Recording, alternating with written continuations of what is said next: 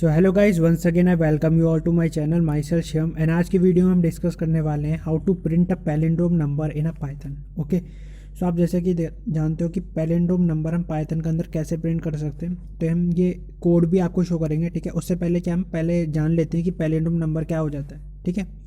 Palindrome number होता क्या है। तो चलिए दूसरी साइड पे चलते हैं। तो जैसा कि आप जानते हो,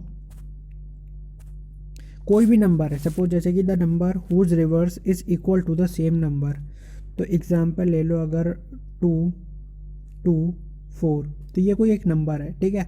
जब आप इसका रिवर्स करोगे तो आपके पास क्या आएगा, 4 2 2।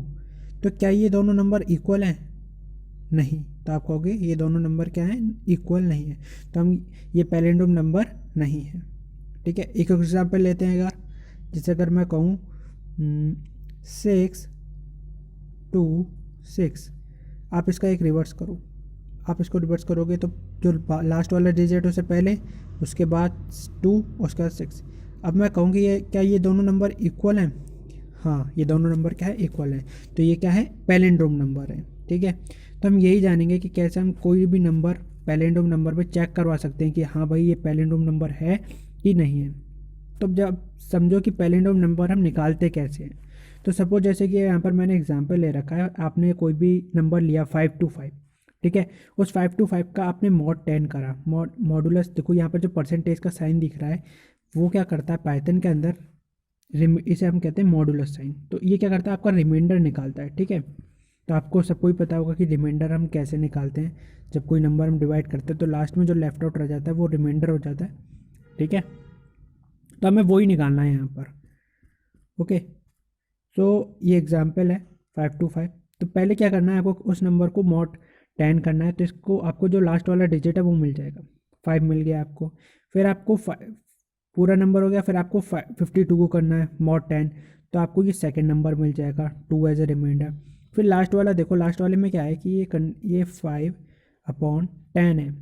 तो ये क्या होता है, ये जो होता है कि जब ऐसा कोई फ्रैक्शन जब हमारे सामने आता है और हमें इसका रिमाइंडर बताना होता है, तो इसका जो रिमाइंडर होता है वो क्या हो जाता है, न्यूमरेटर हो जाता है। तो यहाँ पर रिमाइंडर क्या है, 5 है, तो 5 हो जाएगा, ठीक है। जब आपका डिनोमिनेटर जो है बहुत ज़्यादा बड़ा है और न्यूमरेटर आपका छोटा है, तो ऐसे फ्रैक्शन जब आते हैं और इसको जब कोई ऐसा नंबर आते हैं और हमको डिवाइड करना होता है, तो जो उसका रिमाइंडर होता है, कोई पूछे कि इसको हम डिवाइड करेंगे तो रिमाइंडर क्या बचेगा, तो जो न्यूमरेटर होता है छोटा नंबर, उसको ही हम लिख देते हैं एज अ रिमाइंडर।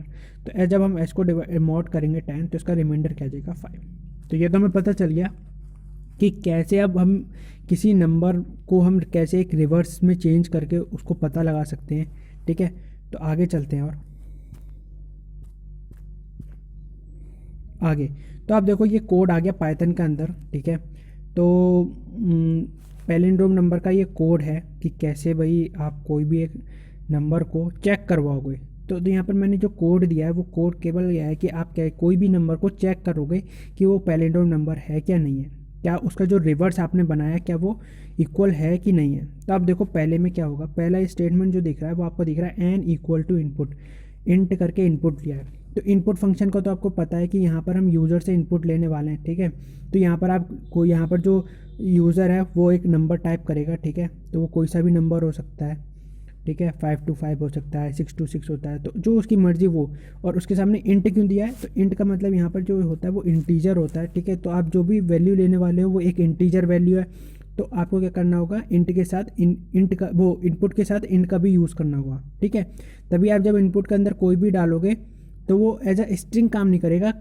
कैसे काम करेगा, एक इंटीजर एक नंबर की वैल्यू जैसे काम करेगा फंक्शन के अंदर। फिर आपने क्या करा, फिर आपने एक और वेरिएबल सेट करा जिसका नाम था रैप। रिवर्स से होता है, रिवर्स से मैंने रैप करके एक वेरिएबल बनाया और उसको मैंने वैल्यू असाइन कर दी 0। तो ऐसे को हम क्या कहते हैं, गार्बेज वैल्यू होती हैं ये, ठीक है। उसके बाद फिर मैंने क्या करा, ये थर्ड पे जो मैंने स्टेटमेंट दिया ए इक्वल टू एन। सो ये बहुत इंपॉर्टेंट है देना, क्योंकि आप पहले फाइंड तो कर लोगे भाई कि पैलिंड्रोम नंबर भाई आपने रिवर्स कर लिया। अब उस रिवर्स नंबर को चेक भी तो करवाना है क्या वो उस नंबर से इक्वल है या नहीं है। तो जो आपने नंबर है उसको आप वाइल लूप लगा के बहुत सारे चेंजेस करोगे तो वो उसका रिवर्स बन जाएगा। तब आप किससे लास्ट में कंपेयर करोगे, ठीक है। लास्ट में कंपेयर करने के लिए आपको जो एक्चुअल वैल्यू है उसी वैल्यू से आप कंपेयर करोगे। और लेकिन वो वैल्यू एन जो आपने वाइल लूप लगाया, एन के अंदर वाइल लूप जो लगाया है वो एन में लगाया, तो वो चेंज होता रहेगा एन बार बार। ठीक है, तो एन की एक्चुअल वैल्यू तो खो देगा वो, तो आपने एन की एक एक्चुअल वैल्यू किस में स्टोर करवा दी, एक इस ए वेरिएबल में स्टोर करवा दी। ठीक है, इस वेरिएबल में मैंने स्टोर करवा दी। उसके बाद फिर मैंने क्या करा, मैंने एक वाइल लूप लगाया। तो वाइल लूप और फॉर लूप की मदद से करते हैं हम ये। तो मैंने यहाँ पर क्या करा, वाइल लूप लगाया। वाइल लूप के अंदर एक कंडीशन दी कि एन जब हो, एन क्या हो, ग्रेटर है ज़ीरो से। तो जैसा कि हम जानते हैं कि एन आप जो भी नंबर डालने वाले हो वो ग्रेटर ही है ज़ीरो से, तो फिर वो लूप स्टार्ट कर देगा। एंड यहाँ पर होगा क्या, यहाँ पर देखो ये जो पहली स्टेटमेंट है, आप इस स्टेटमेंट को देखो। तो इस स्टेटमेंट के अंदर लिखा है मैंने कि रैब इक्वल टू रैब। इस साइन का मतलब तो सब जानते हैं, ये जो बीच में स्टार बना हुआ है, ये जो स्टार है ऐसे करके, जो स्टार है इसका क्या मतलब होता है, मल्टीप्लाई। ठीक है, मल्टीप्लाई का मतलब होता है ये। ठीक है, आप कोई भी नंबर की मल्टीप्लाई करना होता है तो पाइथन में आपको स्टार देना पड़ता है। ठीक है, तो आप स्टार दोगे पाइथन में और ये मल्टीप्लाई कर देगा।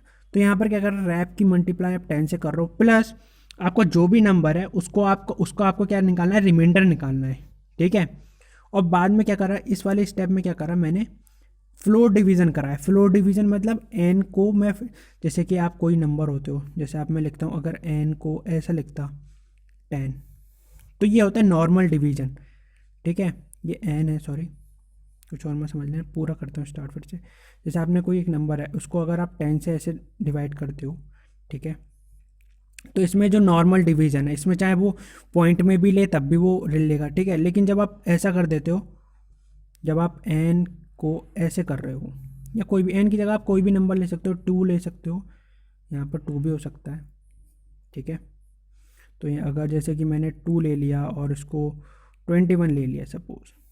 ठीक है, अब मैं 10 से डिवाइड कर रहा हूँ इसे, तो इसमें जो होगा मेरा आंसर क्या होगा, एक तरह से 2.1 आएगा डिवाइड करने के बाद। लेकिन मैं यहाँ पर जो आंसर आएगा वो मैं केवल क्या लूँगा, मैं केवल 2 लूँगा, पॉइंट वाले के बाद की वैल्यू मैं नहीं लूँगा। तो आप ये वाली स्टेटमेंट तो समझ गए।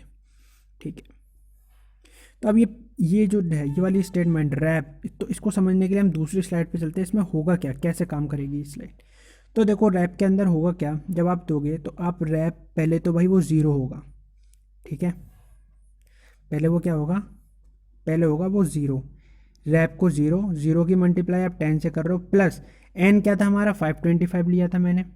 ठीक है, 525 ले लेते हैं सपोज, वहाँ पे तो मैंने एक इनपुट फंक्शन दिया है, तो वो तो यूज़र जो नंबर टाइप करेगा वो एन होगा। लेकिन यहाँ पर सपोज एग्जांपल के लिए हमने 525 एक एन ले लिया, तो उसका जो हम कर रहे हैं फ्लोट, इसको जो हम मॉड कर रहे हैं मॉड 10, तो इसका जो रिमाइंडर आएगा वो क्या आएगा, 5 आएगा। तो अब बताओ इससे जो मेरा जो नंबर मिलेगा क्या मिलेगा, ज़ीरो, क्योंकि 10 की मल्टीप्लाई ज़ीरो से हो रही है, प्लस 5।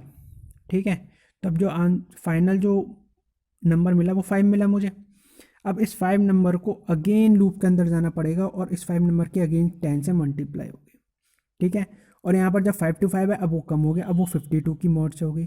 तो यहाँ पर अब क्या मिलेगा, अब ये 5 मिल गया। अब देखो जब ये नंबर इस नंबर की मल्टीप्लाई हो रही है, सेकंड वाला देखो इसमें जो हो रही है मल्टीप्लाई, तो इस केस में अब क्या होगा, इस केस में होने लगेगा कि ये हो जाएगा 50। ठीक है, ये हो जाएगा 50, तो इसको अभी मैं सेपरेट कर देता हूँ। तो ये क्या हो जाएगा 50 प्लस 2, क्योंकि यहाँ पर रिमाइंडर 52 को जब मॉड 10 करोगे तो इसमें रिमाइंडर क्या बचेगा, मॉड का मतलब रिमाइंडर निकाल रहे हो, तो रिमाइंडर क्या बचा 2, तो आंसर क्या हो जाएगा आपका 52। तो अगेन लूप के अंदर जाएगा, 52 की अगेन 10 से मल्टीप्लाई होगी। ठीक है, इस वाले में 10 से मल्टीप्लाई होगी और इस 5 मॉड 10 करेंगे तो इसमें रिमाइंडर में बचा है, तो आपका क्या बचेगा 20। तो यहाँ पर देखो, तो अब क्या होगा, अब देखो जैसे कि आपने ये स्टेप कर लिया, ये तो समझ गए आप कैसे होने का। ठीक है, तो आखिरी में अब क्या बचा, जब आपने 52 की मल्टीप्लाई 10 से करी तो ये हो गया 520। ठीक है, प्लस इसमें रिमाइंडर बचा 5, तो ये क्या हो गया, आखिरी में आपके पास नंबर क्या गया 525। ठीक है, तो ऐसे ये लूप काम करेगा। ठीक है, ऐसे ये चलेगा। तो आप इसका इस वाली स्टेटमेंट का तो मतलब समझ गए कैसे वाइल लूप के अंदर ये काम करने वाली हो, कैसे आप किसी नंबर का, तो ये तब तक चलता रहेगा जो भी आप नंबर दे रहे हो, चाहे वो 3 डिजिट का हो, 2 डिजिट का हो, 5 डिजिट का हो, कितने भी डिजिट का हो वो चलता रहेगा ऐसे जब तक सारे डिजिट्स हमारे ख़त्म नहीं हो जाते। यहाँ पर 3 बार चला क्योंकि 3 डिजिट थे, ठीक है, तो ये ऐसे चलेगा। तो उसके बाद देखते उसके बाद क्या हुआ था। उसके बाद जब आपने ये दे दिया था, उसके बाद मैंने क्या करा, जब मेरे पास रिवर्स, देखो ये जो कोड है, इतने कोड ने मेरे नंबर को क्या कर दिया, रिवर्स कर दिया।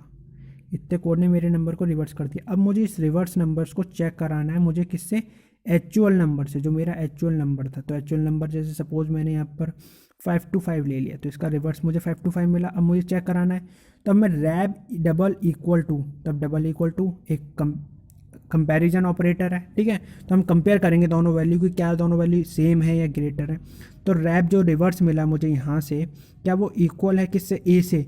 तो मैंने यहाँ पर एन क्यों नहीं लिया, ठीक है। तो एन में जैसे मैं बताया था, एन बार बार चेंज होता रहेगा वाइल लूप के अंदर। अब मैंने एन की वैल्यू किस में स्टोर करवा रखी थी, इसमें, ठीक है। तो एन की वैल्यू मैंने किस में, इस वाले चीज़ में स्टोर करा रखी थी। अब मैं एन रैब इक्वल डबल इक्वल टू क्या करूँगा, ए कर दूँगा। तो ठीक है, अगर वो जो रैब है जो मेरा रिवर्स है, अगर वो ए के इक्वल है तो प्रिंट कर दो कैसे, द नंबर इज़ पैलेंड्रोम। हाँ, नंबर पैलेंड्रोम है। वरना अगर वो इक्वल नहीं है तो वरना आप क्या प्रिंट करो, नंबर इज़ नॉट पैलेंड्रोम। सो ऐसा ये कोड चलेगा आपका, ठीक है। तो एक बार इसका आउटकम भी देख लेते हैं।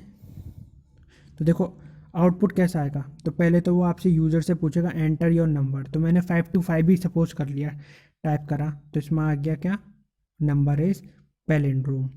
और अगर मैं नंबर अगेन सेकंड नंबर ऐसा ले लेता हूँ जो पैलिंड्रोम नहीं है, 625 ले लिया, 625 ले लिया, तो नंबर इज़ नॉट पैलिंड्रोम आ गया, ठीक है।